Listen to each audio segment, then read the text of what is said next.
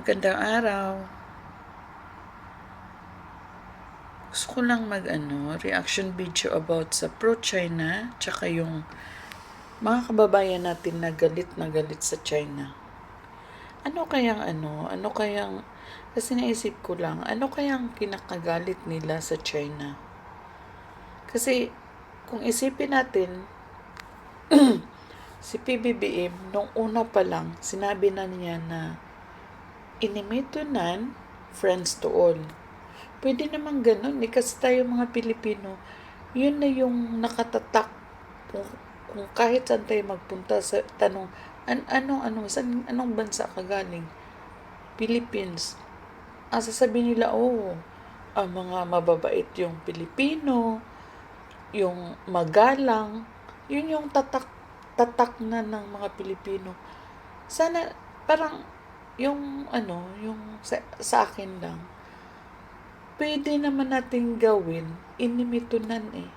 Kasi kung inimitunan tayo, friends to all, siguro ang ganda ng Pilipinas, hindi lugmok, hindi lubog, hindi siya, siguro unti na lang yung aalis ng Pilipinas. Bali, ibig kong sabihin, wala nang gaanong mag-abroad.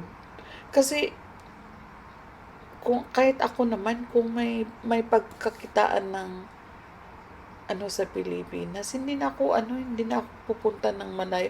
Siguro ganun din naman kahit ibang mga OFW tanungin kung okay lang yung kitain sa Pilipinas. Bakit pa ba, 'di ba? Bakit pa ba lalayo sa pamilya, 'di ba? Kasi naisip ko lang kasi nung yung nagbakasyon yung amo ko sa Georgia, tas dinala ako. Ito nakita ko lang yung Georgia, siya, parang nakapaligid yung bundok. Tas madami silang mga daan na yung parang tunnel. Sa atin hindi mahirap hindi mahirap kasi maganda talaga yung Pilipinas. Maganda yung as in lahat, mayroon mga bundok pero hindi siya ganun. Kaya madali lang siya kung may mga projects na gagawin, hindi siya ganun ka hirap. Basta kung may lang. Ito dito sa Georgia, kung makikita natin, yung ng project na to, mga China eh.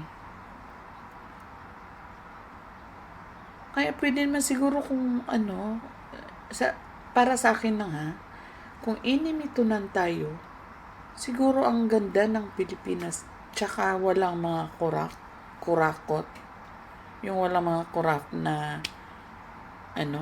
na namumuno. Siguro hahabol tayo sa mga ibang bansa na umaangat. Yung dating mga hirap na bansa, ngayon umaangat na. Sana ganun kasi mahirap din malaking yung ibig kong sabihin, yung China, yun yung kapitbahay ng Pilipinas. Tsaka kahit nga ngayon kahit may mga ganong mga issue na parang ayaw ng iba sa China, pero palagi pa rin silang kumukuha ng produkto ng Pilipinas. Sino bang nakinabang nun? Sino bang nakinabang sa binabayad nila, sa binilin nilang mga produkto ng Pilipinas? Tapos sabihin natin, ayaw natin ng China. Pero halos lahat ng gamit natin sa bahay galing sa China. Real talk lang yun. 'Di ba?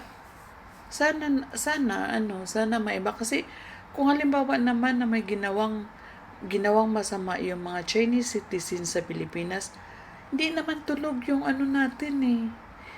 Hindi naman tulog yung pwede naman kasuhan kung hindi naman tulog yung justice natin eh. Buhay na buhay yung parang buhay na buhay yung justice ng Pilipinas. Kaya sana yun lang yung ibig kong sabihin na maganda sana kung panatili natin na inimitunan tayo. Yun lang guys. Salamat. Maraming salamat.